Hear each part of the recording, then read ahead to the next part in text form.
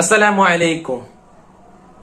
ನಮ್ಮ official YouTube channel ವೀಕ್ಷಿಸುವ ವೀಕ್ಷಕರೇ, ಸತ್ಯವಿಶ್ವಾಸಿಗಳೇ, ಪ್ರೀತಿಯ ದೇಶಾಭಿಮಾನಿಗಳೇ, ಭಾರತ 78ನೇ ಸ್ವಾತಂತ್ರ್ಯೋತ್ಸವವನ್ನು ಆಚರಿಸುತ್ತಿದೆ. ಈ ಒಂದು ಶುಭ ಸಂದರ್ಭದಲ್ಲಿ, ಸಂತೋಷದ ವೇಳೆಯಲ್ಲಿ ವೀಕ್ಷಕರಾದ ನಿಮಗೆಲ್ಲರಿಗೂ ಕೂಡ ಭಾರತೀಯ ಸ್ವಾತಂತ್ರ್ಯ ಸಂಗ್ರಾಮದ 78ನೇ ವಾರ್ಷಿಕೋತ್ಸವದ ಈ ವೇಳೆಯಲ್ಲಿ ಹಾರ್ದಿಕ ಶುಭಾಶಯಗಳನ್ನು ಕೋರಲು ಇಷ್ಟಪಡುತ್ತಿದ್ದೇನೆ. Happy independence day. ಈ ಒಂದು ನಿರ್ಣಾಯಕ ಸಂದರ್ಭದಲ್ಲಿ ನಾವು ಪ್ರತ್ಯೇಕವಾಗಿ ನಮಗೆ ಸ್ವಾತಂತ್ರ್ಯ ತಂದುಕೊಟ್ಟ ಅದೊಂದು 1947 ಇಸವಿ ಆಗಸ್ಟ್ 15ರಂದು ಬ್ರಿಟಿಷರ ನಿರಂತರ ಉಪ್ಪಟಳದಿಂದ ಕಷ್ಟಪಡುತ್ತಿದ್ದಂತಹ ಭಾರತೀಯರನ್ನು, ಸ್ವಾತಂತ್ರ್ಯದ ದಡ ಸೇರಿಸಿದ ಸ್ವಾತಂತ್ರ್ಯ ಹೋರಾಟಗಾರರನ್ನು ನಾವು ಸ್ಮರಿಸಬೇಕಿದೆ. ಮಹಾತ್ಮ ಗಾಂಧಿಯಾಗಿರಬಹುದು, ಮೊಹಮ್ಮದ್ ಅಲಿ ಜೌಹರ್ ಆಗಿರಬಹುದು, ಟಿಪ್ಪು ಸುಲ್ತಾನರಾಗಿರಬಹುದು, ಝಾನ್ಸಿ ರಾಣಿ ಆಗಿರಬಹುದು,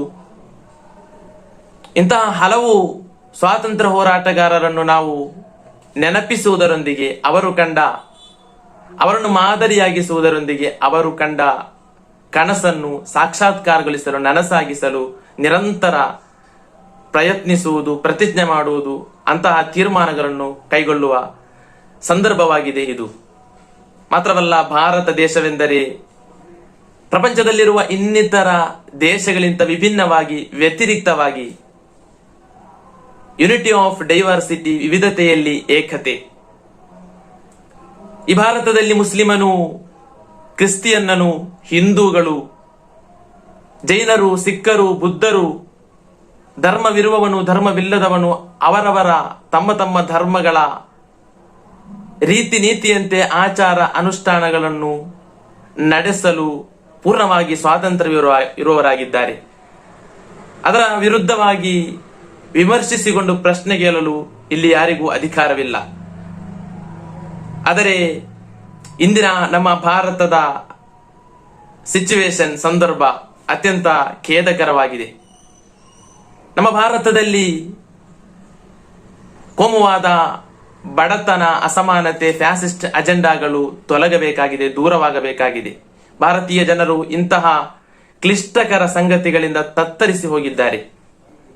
ಇಲ್ಲಿನ ಅಲ್ಪಸಂಖ್ಯಾತರನ್ನು ನಾಶ ಮಾಡುವಂತಹ ಪ್ರಯತ್ನಗಳು, ಕೆಲವು ಅಧಿಕಾರ ಮೋಹಿಗಳಾದ ಅಧಿಕಾರಿಗಳು ಇಲ್ಲಿ ಷಡ್ಯಂತ್ರಗಳನ್ನು ಹೂಡುತ್ತಿದ್ದಾರೆ. ಅದೆಲ್ಲವೂ ತೊಲಗಬೇಕಾಗಿದೆ. ಈ ಒಂದು ಭಾರತೀಯ ಸ್ವಾತಂತ್ರ್ಯ ಸಂಗ್ರಾಮದ ಅತ್ಯಂತ ದೊಡ್ಡ ಸಂದೇಶ ಅದಾಗಿದೆ.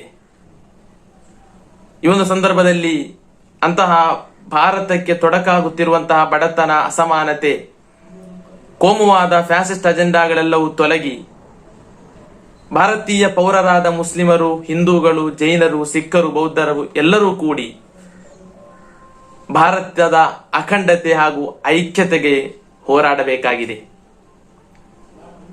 ಗಾಂಧೀಜಿ ಹೇಳಿರುವುದು ಕಾಣಬಹುದು, India is A not A nation but India is culture nation. ಭಾರತವು ಕೇವಲ ಒಂದು ರಾಷ್ಟ್ರವಲ್ಲ, ಭಾರತವು ಹಲವಾರು ಧರ್ಮಗಳು ಸಂಗಮಿಸುವಂತಹ ಒಂದು ರಾಷ್ಟ್ರವಾಗಿದೆ. ಆದುದರಿಂದ ಉತ್ತಮ ರೂಪದಲ್ಲಿ ಶಾಂತಿ, ಸಮಾಧಾನದೊಂದಿಗೆ, ಐಕ್ಯದೊಂದಿಗೆ ಇಲ್ಲಿ ಪ್ರತಿಯೊಬ್ಬ ಮನುಷ್ಯನು ಜೀವಿಸಬೇಕು ಎಂದು ಹೇಳುತ್ತಾರೆ. ಕೊನೆಯಲ್ಲಿ ಈ ಒಂದು ಸ್ವಾತಂತ್ರ್ಯ ಸಂಗ್ರಾಮದ ಸುಂದರ ವೇಳೆಯಲ್ಲಿ ಸ್ವಾತಂತ್ರ್ಯಕ್ಕಾಗಿ ಧೀರವಾಗಿ ಹೋರಾಡಿದ ಸುಭಾಷ್ ಚಂದ್ರ ಬೋಸ್ ಅವರ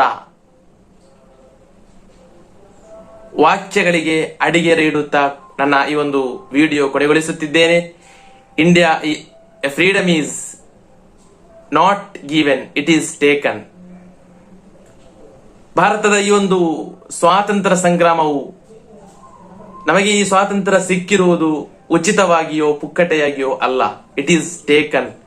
ನಾವು ಬ್ರಿಟಿಷ್ ಪರಕೀಯರ ನಿರಂತರ ದಾಳಿಯಿಂದ, ಅವರೊಂದಿಗೆ ಕಿಚ್ಚದೆಯಿಂದ ಹೋರಾಡಿ ಕಷ್ಟಪಟ್ಟು ಹಲವಾರು ಸ್ಯಾಕ್ರಿಫೈಸ್ಗಳನ್ನು, ತ್ಯಾಗ ಮನೋಭಾವಗಳನ್ನು ಸಹಿಸಿ ಸ್ವೀಕರಿಸಿದ್ದಾಗಿದೆ ಈ ಸ್ವಾತಂತ್ರ್ಯ ಎಂಬ ಧೀರ ದೇಶಾಭಿಮಾನಿ, ಧೀರ ಸ್ವಾತಂತ್ರ್ಯ ಹೋರಾಟಗಾರ ಸುಭಾಷ್ ಚಂದ್ರ ಬೋಸ್ ರವರ ವಾಕ್ಯಗಳಿಗೆ, ಮಾತುಗಳಿಗೆ ಅಡಿಗೆರೆ ಇಡುತ್ತಾ ನನ್ನೆಲ್ಲ ಪ್ರೀತಿಯ ಒಫಿಷಿಯಲ್ ಯೂಟ್ಯೂಬ್ ಚಾನೆಲ್ ವೀಕ್ಷಕರಿಗೆ ಮತ್ತೊಮ್ಮೆ ಮಗದೊಮ್ಮೆ ಭಾರತೀಯ ಸ್ವಾತಂತ್ರ್ಯ ಸಂಗ್ರಾಮದ 78ನೇ ವಾರ್ಷಿಕೋತ್ಸವದ ಈ ವೇಳೆಯಲ್ಲಿ ಸ್ವಾತಂತ್ರ್ಯದ ಹಾರ್ದಿಕ ಶುಭಾಶಯಗಳನ್ನು ಕೋರುತ್ತಾ ನನ್ನ ವಿಡಿಯೋ ಕೊನೆಗೊಳಿಸುತ್ತಿದ್ದೇನೆ.